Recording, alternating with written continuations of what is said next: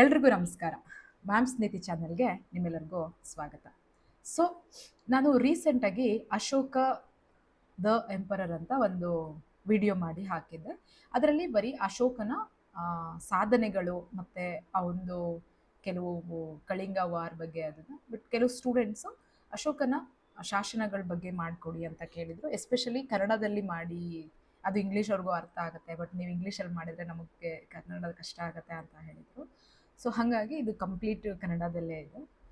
So mainly ಏನಂದರೆ ಅಶೋಕನ್ನ ಸ್ವಕಥನಗಾರ ಅಂತ ಕರೀತಾರೆ. ಯಾಕಂತಂದರೆ ಅಶೋಕ ತನ್ನೆಲ್ಲ ಸಾಧನೆಗಳನ್ನು ಶಾಸನಗಳ ಮೂಲಕ ತಿಳಿಸಿದ್ದಾನೆ. ಸೊ ಅದು ನಮಗೆ ಗೊತ್ತೇ ಇದೆ, ಮುಂದೆ ನಾವು ನೋಡ್ತಾ ಹೋಗ್ತೀವಿ.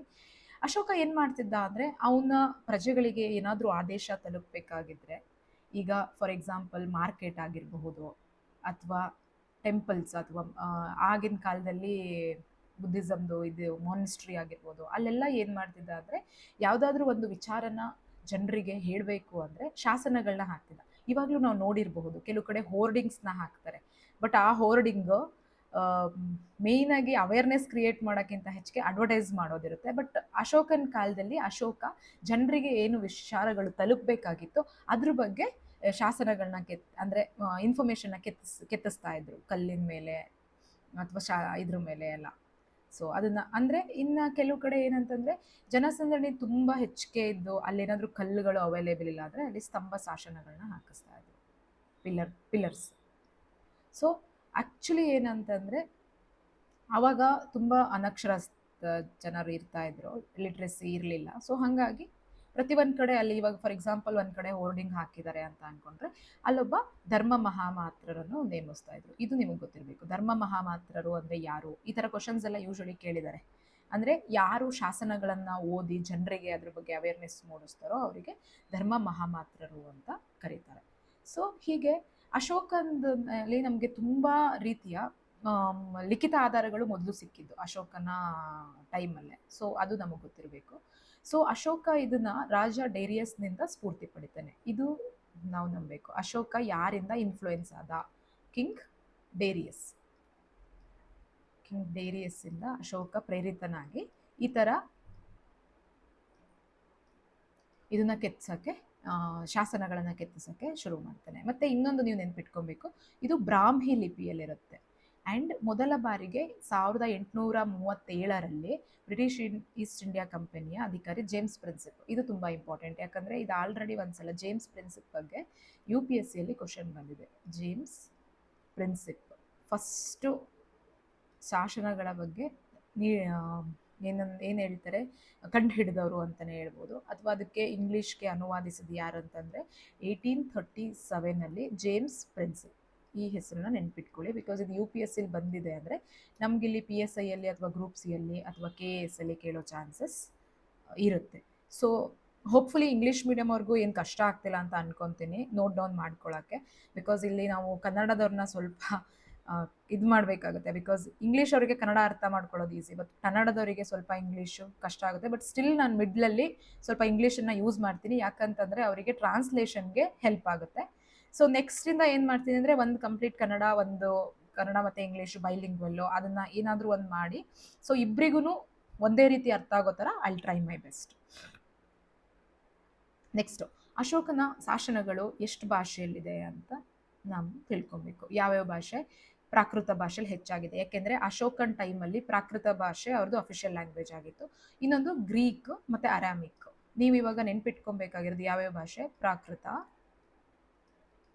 ಗ್ರೀಕ್ ಆ್ಯಂಡ್ ಅರಾಮಿಕ್, ಈ 3 ಭಾಷೆಗಳನ್ನ ನೆನ್ಪಿಟ್ಕೊಬೇಕು ನೀವು. ಮತ್ತು ಖರೋಷ್ಠಿ, ಬ್ರಾಹ್ಮಿ, ಗ್ರೀಕ್, ಅರಾಮಿಕ್ಕಲ್ಲಿ ಮತ್ತು ಲಿಪಿಗಳು ಯಾವುದು ಅಂತ ಕೇಳಿದಾಗ ಕನ್ಫ್ಯೂಸ್ ಆಗಬೇಡಿ. ಖರೋಷ್ಠಿ ಮತ್ತು ಅರಾಮಿಕ್ ಲಿಪಿಯನ್ನು ಬಲದಿಂದ ಎಡಕ್ಕೆ ಬರೆಯುತ್ತಿದ್ದರೆ, ಬ್ರಾಹ್ಮಿ ಮತ್ತು ಗ್ರೀಕ್ ಲಿಪಿಯನ್ನು ಬಲದಿಂದ ಎಡಕ್ಕೆ ಬರೆಯುತ್ತಿದ್ದಾರೆ. ಇದನ್ನ ಇಷ್ಟು ಡೀಪಾಗಿ ಕೇಳೋದಿಲ್ಲ. ಭಾಷೆಗಳಿಷ್ಟು, ಖರೋಷ್ಠಿ ಮತ್ತು ಬ್ರಾಹ್ಮಿ ಲಿಪಿಗಳು, ಇದನ್ನು ನೀವು ನೆನ್ಪಿಟ್ಕೊಬೇಕು. ಓಕೆನಾ? ಪ್ರಾಕೃತ, ಗ್ರೀಕ್, ಅರಾಮಿಕ್ ಭಾಷೆಗಳು, ಖರೋಷ್ಠಿ, ಬ್ರಾಹ್ಮಿ ಲಿಪಿಗಳು, ಇದು ನಿಮಗೆ ಸ್ವಲ್ಪ ನೆನಪಿರಬೇಕು. ಮತ್ತು ಈ ಭಾರತದಲ್ಲಿ ಯಾವ ಲಿಪಿಯಲ್ಲಿದೆ ಅಂದರೆ ಬ್ರಾಹ್ಮಿ ಲಿಪಿಯಲ್ಲಿದೆ, ಬ್ರಾಹ್ಮಿ ಲಿಪಿ. ಸೊ ಬ್ರಾಹ್ಮಿ ಲಿಪಿ ಒಂದೊಂದ್ಸಲ ಅವ್ರು ಕೇಳ್ಬೋದು, ಬ್ರಾಹ್ಮಿ ಲಿಪಿಯನ್ನು ಯಾವ ಕಡೆಯಿಂದ ಬರೀತಾರೆ? ಎಡದಿಂದ ಬಲಕ್ಕೆ, ಲೆಫ್ಟ್ ಟು ರೈಟ್. ಎಡದಿಂದ ಬಲಕ್ಕೆ. ಇದನ್ನೆಲ್ಲ ನಾನು ಏನೇನು ರೆಡ್ ಮಾರ್ಕಲ್ಲಿ ಬರೀತೀನಿ ಅದನ್ನ ಸ್ವಲ್ಪ ನೋಟ್ ಡೌನ್ ಮಾಡ್ಕೊಳ್ಳಿ. ಮತ್ತೆ ನಿಮಗೆ ಈ PDF ಬೇಕು ಅಂತಂದ್ರೆ ನೀವು ನಮ್ಮ ಟೆಲಿಗ್ರಾಮ್ ಚಾನಲ್ಗೆ ಜಾಯಿನ್ ಆದರೆ ನಾನು ಈ PDF ಹಾಕ್ತೀನಿ. ಸೊ ದಟ್ ನೀವು ಕಂಪ್ಲೀಟಾಗಿ ನೋಟ್ ಮಾಡ್ಕೊಳ್ಳೋ ಅವಶ್ಯಕತೆ ಇಲ್ಲ, ಇದನ್ನೇ ಓದ್ಬೋದು. ಸೊ ಅಶೋಕನ ಶಾಸನಗಳು 4 ಲಿಪಿಯಲ್ಲಿದೆ. ಅದು ನಾನು ಹೇಳಿದೆ ನಿಮಗೆ ಯಾವ್ಯಾವ ಲಿಪಿ ಅಂದ್ಬಿಟ್ಟು. ಗ್ರೀಕ್, ಅರಾಮಿಕ್, ಮತ್ತು ಇನ್ನೊಂದು ಯಾವುದಂದರೆ ಪ್ರಾಕೃತ ಭಾಷೆ ಮತ್ತು ಬ್ರಾಹ್ಮಿ ಲಿಪಿಯಲ್ಲಿ ಭಾರತದಲ್ಲಿದೆ. ಆಮೇಲೆ ಪಾಕಿಸ್ತಾನದಲ್ಲಿ ಮನ್ಷೇರ್ ಮತ್ತು ಶಬದ್ದಾರಿ ಶಾಸನದಲ್ಲಿ ಅವನು ಖರೋಷ್ಠಿ ಲಿಪಿಯಲ್ಲಿ ಕೆತ್ತಿಸಿದ್ದಾನೆ. ಮತ್ತು ಇನ್ನೊಂದು ಏನಂತಂದರೆ ಅಫ್ಘಾನಿಸ್ತಾನ್ ಮತ್ತು ಕಂದಾರ್ ಶಾಸನಗಳಲ್ಲಿ ಗ್ರೀಕ್ ಮತ್ತು ಅರೇಮಿಕ್ ಭಾಷೆ ಮತ್ತು ಲಿಪಿಗಳಲ್ಲಿ ಕೆತ್ತಿದ್ದಾನೆ. ಇವು ಗ್ರೀಕ್ ಆ್ಯಂಡ್ ಅರಾಮಿಕ್ ಭಾಷೆನೂ ಹೌದು, ಲಿಪಿನೂ ಹೌದು. ಸೊ 3 ಲ್ಯಾಂಗ್ವೇಜು ನೋಡಿದ್ವಿ, 3 ಲ್ಯಾಂಗ್ವೇಜ್ಗಳು ಪ್ಲಸ್ 4 ಸ್ಕ್ರಿಪ್ಟ್ಸ್. ಲಿಪಿ ಅಂದರೆ ಸ್ಕ್ರಿಪ್ಟ್ಸ್ ಅಥವಾ ಲಿಪಿಗಳು. ಇದನ್ನು ನೆನ್ಪಿಟ್ಕೊಳ್ಳಿ. ಯಾಕೆಂದರೆ ಈಗ ಕ್ವಶನ್ಸ್ ಹೆಂಗಾಗ್ತಿದೆ ಅಂದರೆ ಅಶೋಕ ತನ್ನ ಶಾಸನಗಳನ್ನು 3 ಭಾಷೆಗಳಲ್ಲಿ ಕೆತ್ತಿಸಿದನು, ಅಶೋಕ ತನ್ನ ಶಾಸನಗಳಲ್ಲಿ 4 ಲಿಪಿಗಳನ್ನು ಬಳಸಿದನು. ಈ ಥರನೂ 1 by 1 ಸ್ಟೇಟ್ಮೆಂಟ್ ವೈಸು ಬರೋ ಚಾನ್ಸಸ್ ಇರುತ್ತೆ. ಇದನ್ನ ಅಶೋಕನ ಶಿಲಾಶಾಸನಗಳು ಮತ್ತು ಸಂಶೋಧಕರು ಯಾರು ಅಂತಂದರೆ ಶಹಬ್ಜಗೀರ್ ಶಾಸನ, ಮತ್ತು ಅದನ್ನು ಕೋರ್ಟ್ ಶೋಧಿಸಿದರು. ಇವರೆಲ್ಲ ಹೆಸರುಗಳು. ಇದು ಶಾಸನ. ಬೈರೂತ್ನ ಕ್ಯಾಪ್ಟನ್ ಬೂಟ್, ರುಮೈಂಡಿ ಶಾಸನವನ್ನು ಫಿರೂರು, ದೆಹಲಿ ಮತ್ತು ಮೀರತ್ ಸ್ತಂಭ ಶಾಸನಗಳನ್ನು ಹೇಲರ್, ಬಾರಾಬರ್ ಗುಹಾ ಶಾಸನವನ್ನು ಹೆರಿಂಗ್ಟನ್, ಮನ್ಸೇರಾ ಶಾಸನವನ್ನು ಕ್ಯಾಪ್ಟನ್, ದೋಲಿ ಮತ್ತು ಕಳಿಂಗ ಶಾಸನವನ್ನು ಪ್ರಿನ್ಸಿಪ್, ಇದು ನಾವು ಓದಿದ್ವಿ. ಸಾರನಾಥ ಸ್ತಂಭವನ್ನು ಆರ್ವೆಲ್, ಎರಗುಂಡಿ ಶಾಸನ, ಎರಗುಂಡಿ ಇದು ಕರ್ನಾಟಕದಲ್ಲಿದೆ, ನೀವು ನೆನ್ಪಿಟ್ಕೊಬೇಕು, ಅನುಘೋಷನ್ ಅವ್ರು ಶೋಧಿಸಿದ್ರು. ಗಿರ್ನಾರ್ ಶಾಸನವನ್ನು ಮೇಜರ್ ಡಾಟ್, ಜೌಗಡ ಶಾಸನವನ್ನು ಸರ್ ಭಟ್ಟರ್. ಅಶೋಕ ವಿವಿಧ ಶಾಸನಗಳನ್ನು ಅವನ ಅಧ್ಯಯನದ ಅನುಕೂಲಕ್ಕಾಗಿ ನಾವು ಮುಂದೆ ಹೇಗೆ ವಿಂಗಡಿಸಲಾಗಿದ್ವಿ ಅಂತ ನಾನು ಹೇಳ್ತೀನಿ. ಸೊ ಇದನ್ನ ನೀವು PDF ಸಿಗುತ್ತಲ್ಲ, ಅಲ್ಲಿ ಇದನ್ನ ಒಂದ್ಸಲ ರಿವೈಸ್ ಮಾಡಿ. 1-2-3 ಸಲ ಈ ಹೆಸರುಗಳನ್ನ ನೀವು ಫೆಮಿಲಿಯರ್ ಆದರೆ ಯು ಕ್ಯಾನ್ ರಿಮೆಂಬರ್. ಯಾಕಂತಂದರೆ ಮೇಜರ್ಲಿ ಯಾವುದು ಕೇಳ್ತಾರೆ, ರುಮೈಂಡಿ ಶಾಸನ ಒಂದು ಸ್ವಲ್ಪ ಇಂಪಾರ್ಟೆಂಟ್ ಇರುತ್ತೆ, ಮತ್ತು ಸಾರನಾಥ ಇಂಪಾರ್ಟೆಂಟು, ಎರಗುಂಡಿ ಇಂಪಾರ್ಟೆಂಟು. ಇವುಗಳನ್ನ ನಾನು ಇದೇ ಕೇಳ್ತಾರೆ ಅಂತ ಹೇಳ್ತಾ ಇಲ್ಲ, but these are litre. Girnar, ಇವಾಗ ಸ್ವಲ್ಪ ಗಿರ್ನಾರ್ ಕೂಡ, ಇವೆಲ್ಲ. ಬಟ್ ಒಂದ್ಸಲ ಎಲ್ಲವನ್ನು ಓದಿದ್ರೆ ನಿಮಗೆ ಸ್ವಲ್ಪ ಈಸಿ ಆಗುತ್ತೆ ನೆನ್ಪಿಟ್ಕೊಳ್ಳೋಕ್ಕೆ. ದೆನ್ ಮುಖ್ಯ ಶಿಲಾಶಾಸನಗಳು ಯಾವ್ಯಾವುದು? ಮನ್ಷೇರ್, ಶಬಜ್ಗಿರಿ, ಗಿರ್ನಾರ್, ದೌಲಿ, ಮಸ್ಕಿ. ಕರ್ನಾಟಕದಲ್ಲಿ ಅದನ್ನು ಮೇಜರ್ಲಿ ನೆನ್ಪಿಟ್ಕೊಳ್ಳೇಬೇಕು. ಎರಗುಂಡಿ, ಕಲ್ಸಿ, ಸುಪಾರ, ಕಳಿಂಗ, ಜೌಗಾಡ್, ಥಾನಾ, ಹಜಾರ್, ಪೇಶಾವರ್, ಬಬ್ರು ಶಿಲಾಶಾಸನ. ಇದನ್ನು ನಾನು ಯಾಕೆ ಓದ್ತಿದ್ದೀನಿ ಅಂದರೆ ನಿಮಗೆ ಒಂದ್ಸಲ ಹೆಸರು ಕೇಳಿದಾಗ ಮತ್ತೆ ನೀವು ಹೋಗಿ ಓದ್ತಿರಲ್ಲ, then you will recall, okay ಇದನ್ನೆಲ್ಲೋ ನಾನು ಕೇಳಿದ್ದೆ ಅಂತ. That's the reason I am just repeating. ಮತ್ತು ಸಸಾರಾಮ್, ಬೈರತ್, ರೂಪನಾಥ್, ಮಸ್ಕಿ, ಸನ್ನತಿ ಇವೆಲ್ಲ ನೆನ್ಪಿಟ್ಕೊಳ್ಳೇಬೇಕು. ಗವಿಮಠ, ಕರ್ನೂಲು, ಬ್ರಹ್ಮಗಿರಿ ಎಲ್ಲಿದೆ, ಯಾವ ಡಿಸ್ಟ್ರಿಕ್ಕಲ್ಲಿ ಅನ್ನೋದನ್ನ ನೆನ್ಪಿಟ್ಕೊಳ್ಳಿ. ಯಾಕೆಂದರೆ ಯೂಶ್ವಲಿ ನಾವು ಕನ್ಫ್ಯೂಸ್ ಏನಾಗ್ತೀವಿ ಅಂದರೆ ಬ್ರಹ್ಮಗಿರಿ ಅಂದಿದ ತಕ್ಷಣವೇ ಕಾವೇರಿ ನದಿ ಹುಟ್ಟಿದ್ದಂತಹ ಸ್ಥಳವಾದ ಕೊಡಗು ಅನ್ಕೊತೀವಿ. ಬಟ್ ಇದು ಎಲ್ಲಿದೆ ಅನ್ನೋದನ್ನು ನೀವು ಹೋಗಿ ಇವಾಗ ಸರ್ಚ್ ಮಾಡಬೇಕು ಯಾವ ಡಿಸ್ಟ್ರಿಕ್ಟಲ್ಲಿದೆ ಅಂತ. ಜಟಿಂಗ, ಸಿದ್ದಾಪುರ, ಪಾಲ್ಕೊಂಡ, ನಿಟ್ಟೂರು, ಉದಯಗುಳ್ಳಂ ಇದನ್ನ ನೆನ್ಪಿಡಲೇಬೇಕು. ಮೇಲ್ಗಡೆದು ಮರೆತರೂ ಕೂಡ ದಿಸ್ ಇಸ್ ವೆರಿ ಇಂಪಾರ್ಟೆಂಟ್. ಯಾಕಂದರೆ ನಮ್ಮ ಗ್ರೂಪ್ C ಎಕ್ಸಾಮ್ ಅಥವಾ PSI ಎಕ್ಸಾಮ್ಸಲ್ಲಿ ಕರ್ನಾಟಕ ಮೇಲೆ ಕಾನ್ಸಂಟ್ರೇಟ್ ಮಾಡೋದು ಜಾಸ್ತಿ ಇರುತ್ತೆ. So this is very important. Kalinga ಶಾಸನಗಳು ದೌಲಿ ಒರಿಸ್ಸಾ, ಜೌಗಡು ಒರಿಸ್ಸಾ.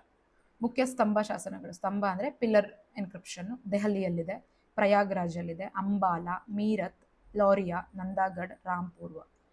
ಇವೆಲ್ಲ ಹೆಸರುಗಳನ್ನ ದಯವಿಟ್ಟು ನೆನ್ಪಿಟ್ಕೊಳ್ಳೋಕೆ ಟ್ರೈ ಮಾಡಿ. 1 ಆರ್ ದಿ ಅದರ್ ಕ್ವಶನ್ ಅಶೋಕದಿಂದ ಬಂದೇ ಬರುತ್ತೆ. ಯಾಕೆಂದರೆ ಅಶೋಕ ಈಸ್ ದ ತುಂಬ ಇಂಪಾರ್ಟೆಂಟ್ ಥೀಮು, ಎಸ್ಪೆಷಲಿ ಸ್ಟೇಟ್ ಎಕ್ಸಾಮ್ಸಿಗೆ. ಅದು ನಮ್ಮ ಸ್ಟೇಟ್ ಅಂತ ಮಾತ್ರ ಅಲ್ಲ, ಬೇರೆ ಯಾವ ಸ್ಟೇಟ್ಗೆ ಹೋದರೂ ಅಶೋಕನ ಯಾರು ಬಿಟ್ಕೊಡಲ್ಲ. ಬಿಕಾಸ್ ಅಶೋಕ ಅಂದರೆ ಅದು ಒಂದು ಕ್ವಶನ್ ಕೇಳಬೇಕು ಅನ್ನೋದು ಇದ್ದೇ ಇರುತ್ತೆ.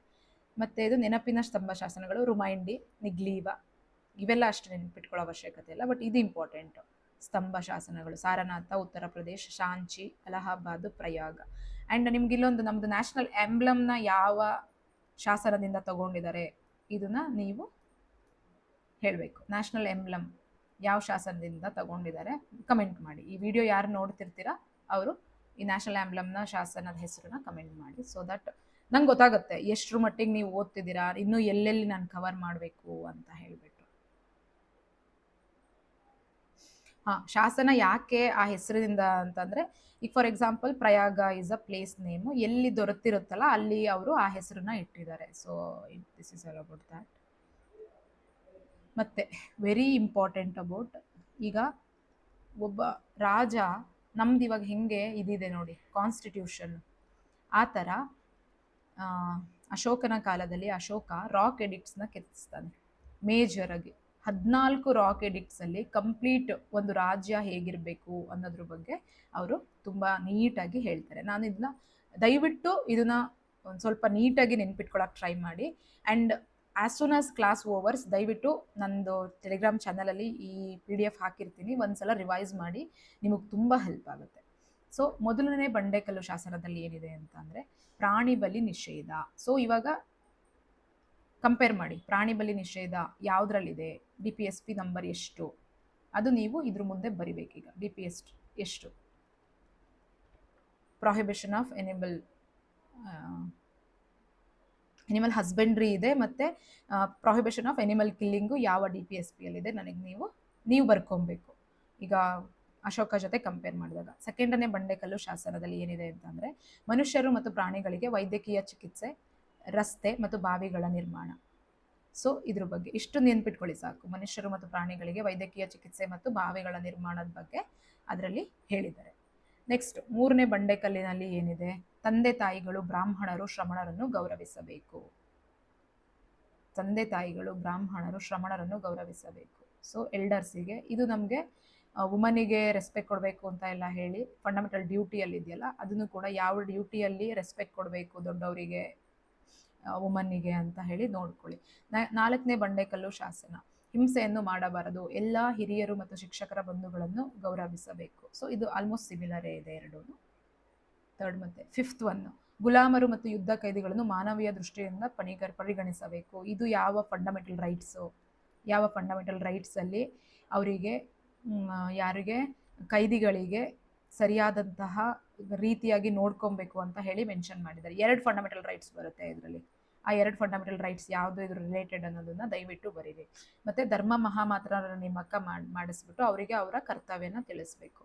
ನೆಕ್ಸ್ಟು 6ನೇ ಬಂಡೆಕಲ್ಲು 6th ರಾಕ್ ಎಡಿಕ್ಟ್ ಏನು ಹೇಳುತ್ತಿದ್ರೆ, ಎಲ್ಲ ಪ್ರಜೆಗಳು ನನ್ನ ಮಕ್ಕಳು.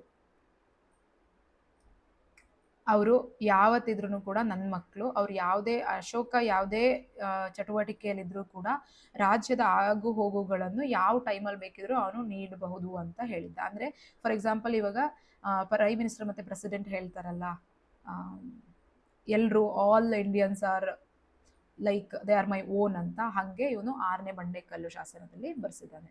7ನೇ ಬಂಡೆಕಲ್ಲು ಶಾಸನ, ಧರ್ಮ ಮತ್ತು ಸಹಿಷ್ಣುತೆಯ ಗೌರವವನ್ನು ಹೊಂದಿರಬೇಕು ಇತರ ಧರ್ಮಗಳ ಬಗ್ಗೆ. ಇದು ಯಾವ ಫಂಡಮೆಂಟಲ್ ರೈಟ್ಸು ಅಂತ ನೋಡಿ. ಫಂಡಮೆಂಟಲ್ ರೈಟ್ಸು ಮತ್ತು ಒಂದು DPSPನೂ ಬರುತ್ತೆ ಇದಕ್ಕೆ. ಅದನ್ನ DPSP ಯಾವುದು ಅಂತ ಹೇಳ್ತೀನಿ, UCC. ಅದರದ್ದು ನಂಬರು ನೀವು ನೆನ್ಪಿಟ್ಕೊಬೇಕು. ಧರ್ಮಗಳ ಬಗ್ಗೆ ಯಾವ್ದು ಹೇಳುತ್ತೆ, ಸರ್ವಧರ್ಮ ಸಮನ್ವಯ ಅಂತ, ಆಲ್ ರಿಲಿಜಿಯನ್ ಆರ್ ಈಕ್ವಲ್ ಅಂತ ಯಾವ ಫಂಡಮೆಂಟಲ್ ರೈಟ್ಸ್ ಹೇಳುತ್ತೆ. So you should know that. Then 8ನೇ ಬಂಡೆಕಲ್ಲು ಶಾಸನದಲ್ಲಿ ಏನು ಹೇಳ್ತಾರೆ ಅಂತ ಅಂದರೆ, ಧಮ್ಮಯಾತ್ರಿಗಳನ್ನು, ಈಗ ಏನು ಅಂತ ಅಂದರೆ ವಿಹಾರಗಳು, ನಮಗೆ ವಿಹಾರ, ಇದು ನಾನು ಆರ್ಟ್ ಆ್ಯಂಡ್ ಕಲ್ಚರ್ ಹೇಳುವಾಗ ಹೇಳ್ತೀನಿ, ವಿಹಾರ ಮತ್ತು ಚೈತ್ಯ ಅಂತ ಹೇಳಿ 2 ಕಾನ್ಸೆಪ್ಟ್ ಬರುತ್ತೆ ಬುದ್ಧಿಸಮಲ್ಲಿ.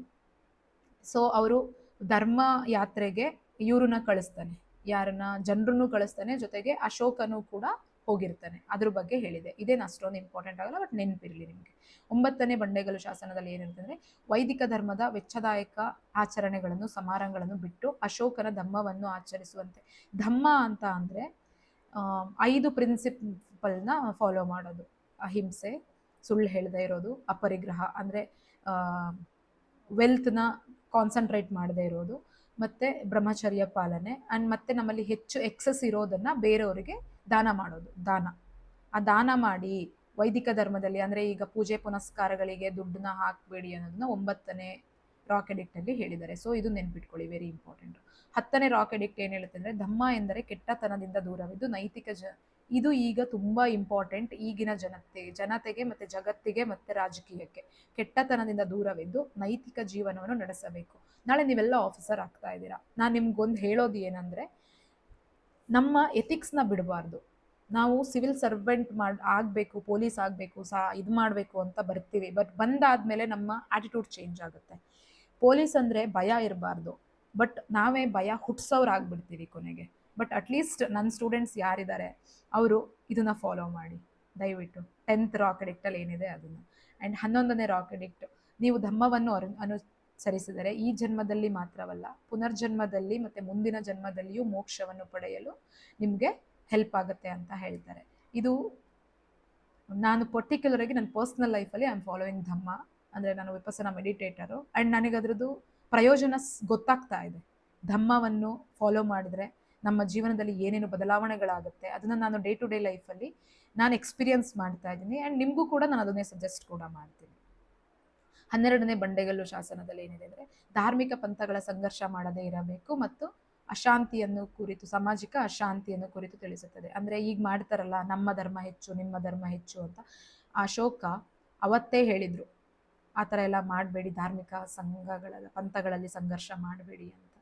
ಮತ್ತು 13ನೇ ಬಂಡೆಕಲ್ಲು ಶಾಸನ, ಇದು ಕಳಿಂಗ ಯುದ್ಧದ ಬಗ್ಗೆ ತಿಳಿತದೆ. ಎಕ್ಸಾಮಿಗೆ ಇದು ತುಂಬ important. Kalinga war, 13th rock edict Kalinga war ಬಗ್ಗೆ ಹೇಳುತ್ತೆ. So you should remember this. 14ನೇ ಬಂಡೆಗಲ್ಲು ಶಾಸನ ಹೇಳುತ್ತೆ ಆಡಳಿತ ಮತ್ತು ಧರ್ಮ, ಅಡ್ಮಿನಿಸ್ಟ್ರೇಷನ್ ಆ್ಯಂಡ್ ಧಮ್ಮ. ಇದು ಯಾವ ಪ್ರದೇಶದಲ್ಲಿ ಕೆತ್ತಿಸಲಾಗಿದೆ ಅಥವಾ ಮಹತ್ವ ಶಿಲಾಶಾಸನಗಳ ಉದ್ದೇಶವನ್ನು ತಿಳಿಸುತ್ತದೆ. ಅದೇನು ಬೇಕಾಗಿಲ್ಲ. ಸೊ ದಯವಿಟ್ಟು ಈ 14 ರಾಕ್ ಎಡಿಕ್ಟ್ಸ್, ಮೇಜರ್ ರಾಕ್ ಎಡಿಕ್ಟ್ಸ್ನ ಒಂದ್ಸಲ ಓದಿ, ರಾಕ್ ಎಡಿಕ್ಟ್ಸ್ನ, ಬಿಕಾಸ್ ಇಟ್ಸ್ ವೆರಿ ಇಂಪಾರ್ಟೆಂಟ್. ಎಕ್ಸಾಮಲ್ಲಿ ಯಾವುದಾದ್ರೂ ಒಂದು ಕ್ವಶನ್ ಕೇಳಿದ್ರೂ ಕೂಡ ನೀವು ಗೊತ್ತಿರಬೇಕು. ಇಲ್ಲ match the following, rock edict 1 ಏನು ಹೇಳುತ್ತೆ, 2 ಏನು ಹೇಳುತ್ತೆ, 5 ಏನು ಹೇಳುತ್ತೆ, 6 ಏನು ಹೇಳುತ್ತೆ ಅಂದಾಗ ಇಲ್ಲಿ ನಿಮಗೆ ಗೊತ್ತಿರಬೇಕು. ಸೊ ನಾನು ಯಾಕೆ ಶಾರ್ಟ್ ಫಾರ್ಮಲ್ಲಿ ನಿಮ್ಗೆ ವಿಡಿಯೋ ಹೇಳ್ಕೊಡ್ತೀನಿ ಅಂದರೆ ನಾವಾಗೇ ಓದೋಕ್ಕಿಂತ ಒಂದ್ಸಲ ನೋಡಿದರೆ ನಮಗೆ ಟೈಮ್ ಸೇವ್ ಆಗುತ್ತೆ, ನೆನಪಿರುತ್ತೆ. ಅದು ಒಂದೇ ರೀಸನ್. ಇಲ್ಲ ನೀವು ಬುಕ್ ಓದೋದು, ನಾನೇನು ಇದನ್ನ PDF ಹಾಕಿದರೆ ಓದ್ಕೊಂಡು ಇದು ಮಾಡೋದು ದೊಡ್ಡ ವಿಷಯನೇ ಅಲ್ಲ. But you can save your time. ಒಬ್ರು ವಾಯ್ಸಲ್ಲಿ ಅದು ಕೇಳಿದಾಗ ಅದು ನೆನಪು ಉಳಿತದೆ. ಆಮೇಲೆ ಪಿಲ್ಲರ್ ಎಡಿಕ್ಟ್ಸ್ ಯಾವ್ದು ಅಂತಂದರೆ ಮೀರತ್, ಇದನ್ನು ಫಿರೋಜ್ ಶಾ ತುಗ್ಲಕ್ ಮೀರತ್ನಿಂದ ದೆಹಲಿಗೆ ತಂದು ನಿಲ್ಲಿಸಿದರೆ. ತೋಪ್ರಾ, ಇದು ಕೂಡ ತೋಪ್ರಾದಿಂದ ಅವನು ಡೆಲ್ಲಿಗೆ ತಂದಿದ್ದಾನೆ. ಕೌಶಂಬಿ, ಜಹಾಂಗೀರ್ ಈ ಸ್ತಂಭವನ್ನು ಅಲಹಾಬಾದ್ನಲ್ಲಿ ವರ್ಗಾಯಿಸಿದನು.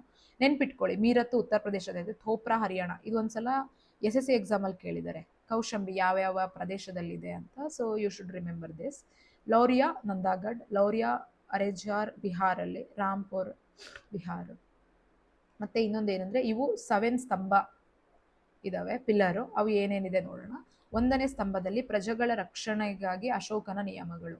ಅಂದರೆ ಈಗ ಒಬ್ಬ ಸಿಟಿಜನ್ನ ರಕ್ಷಿಸಬೇಕು ಅಥವಾ ಪ್ರೊಟೆಕ್ಟ್ ಮಾಡಬೇಕಂದ್ರೆ ಅಶೋಕ ಏನೇನು ಮಾಡ್ತಿದ್ದ ಅನ್ನೋದನ್ನ 1ನೇ ಪಿಲ್ಲರ್ ಎಡಿಕ್ಟ್ ತೋರಿಸುತ್ತೆ.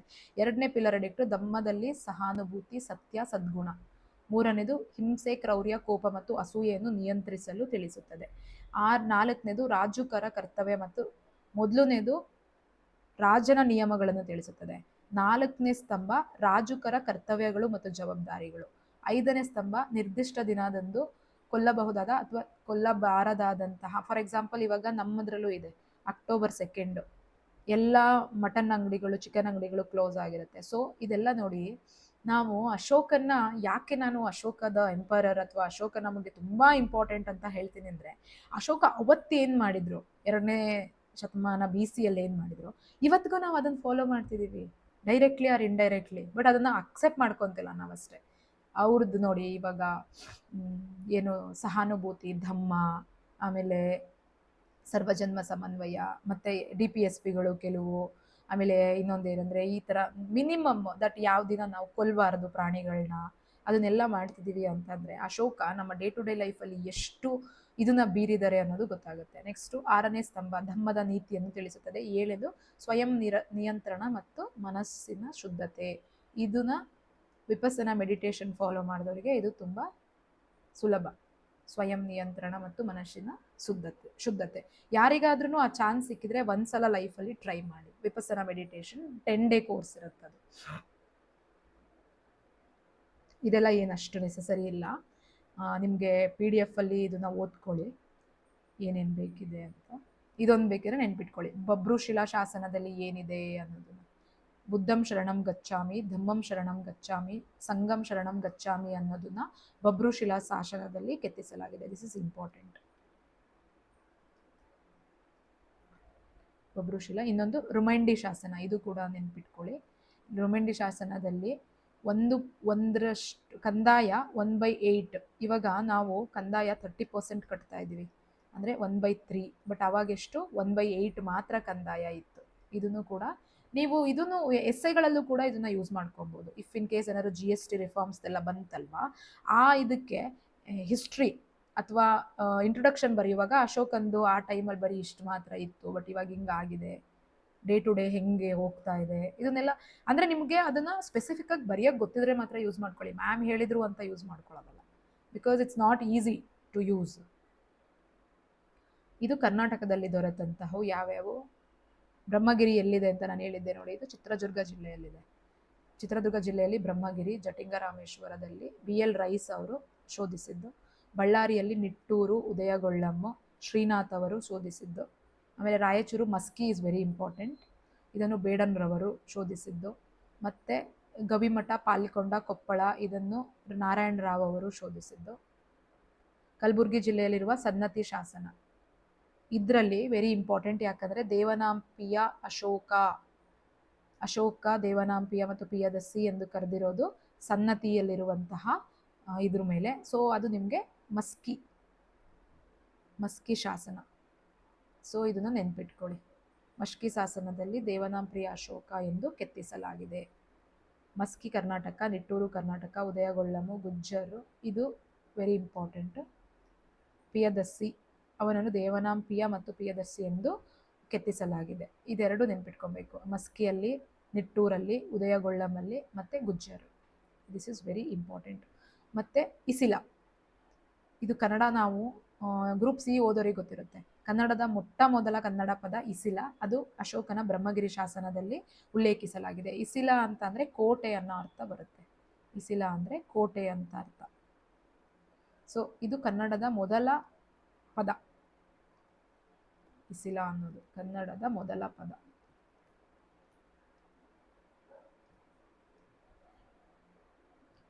ಆಮೇಲೆ ಅಶೋಕನ ಗುಹಾಶಾಸನಗಳು ಯಾವ್ಯಾವುದಿದೆ ಅಂದರೆ, ಗಯಾ ಬಳಿಯ ಬಾರಾಬರ್ ಬೆಟ್ಟದಲ್ಲಿ 4 ಗುಹೆಗಳನ್ನು ನಿರ್ಮಿಸಿದನು. ಸುಧಾಮ, ಲೋಮಾಸ, ಬುಷಿ, ಕರ್ಣಚೌಪರ, ಗೋಪಿಕಾ ಇವುಗಳನ್ನು ಅಜೀವಿಕರಿಗೆ ದಾನ ಮಾಡಿದನು. ಅಜೀವಿಕ ಅಂದರೆ ಇದು ಒಂದು sect. So this is all about the ಅಶೋಕನ ಶಾಸನಗಳು. ಅದು ಈಗಿನ ರಿಲೆವೆಂಟ್ ಹೆಂಗಿದೆ ಈಗಿನ ಸೊಸೈಟಿಗೆ ಅನ್ನೋದನ್ನ ನಾನು ನಿಮಗೆ ಮಧ್ಯದಲ್ಲಿ ಎಕ್ಸ್ಪ್ಲೈನ್ ಕೂಡ ಮಾಡಿದ್ದೀನಿ. ಸೊ ಈ ವಿಡಿಯೋ ನಿಮ್ಗೆ ಇಷ್ಟ ಆಗಿದ್ರೆ ನಿಮ್ಮ ಫ್ರೆಂಡ್ಸಿಗೆ ಯಾರ್ಯಾರಿಗೆ ಹೆಲ್ಪ್ ಆಗುತ್ತೆ ದಯವಿಟ್ಟು ಅವ್ರಿಗೂ ಶೇರ್ ಮಾಡಿ. Sharing is caring. That's all for the day. ನಿಮಗೆ ಯಾವ ಟಾಪಿಕ್ ಬೇಕು ಅಂತ, ನಿಮಗೆ ಪರ್ಟಿಕ್ಯುಲರಾಗಿ ಇಂಥ ಟಾಪಿಕ್ ಬೇಕಂದರೆ ದಯವಿಟ್ಟು ಕಮೆಂಟಲ್ಲಿ ಹಾಕಿ, ನಾನು ಅದನ್ನೇ ಫಸ್ಟು ಪ್ರಿಯಾರಿಟಾಗಿ ತಗೊಂಡು ನಿಮಗೆ ಹೇಳ್ಕೊಡೋಕ್ಕೆ ಟ್ರೈ ಮಾಡ್ತೀನಿ. Thank you one and all.